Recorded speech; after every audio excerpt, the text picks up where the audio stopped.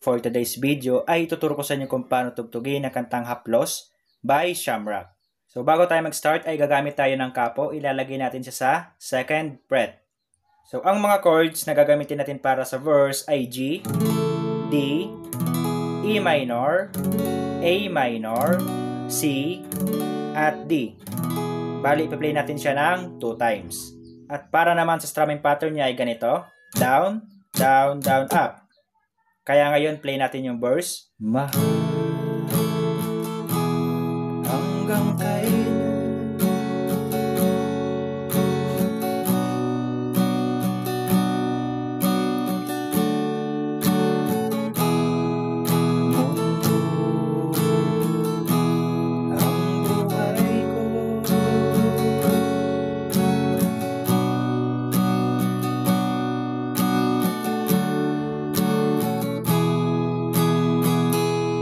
Then after that ay proceed na tayo ng pre-chorus. So ang mga chords na gagamitin natin dito ay C, G, A minor, C, at D.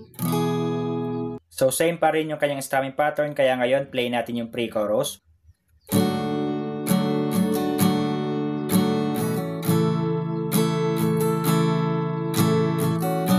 Basta't sa akin ikaw.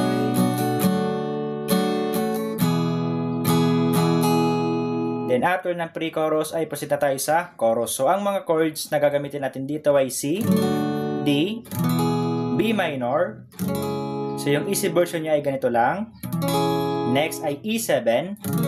Next ay A minor, C, at D. Bali, play natin siya ng 2 times. At pagkatapos ay G at D. So same pa rin yung kanyang strumming pattern, kaya ngayon play natin yung chorus.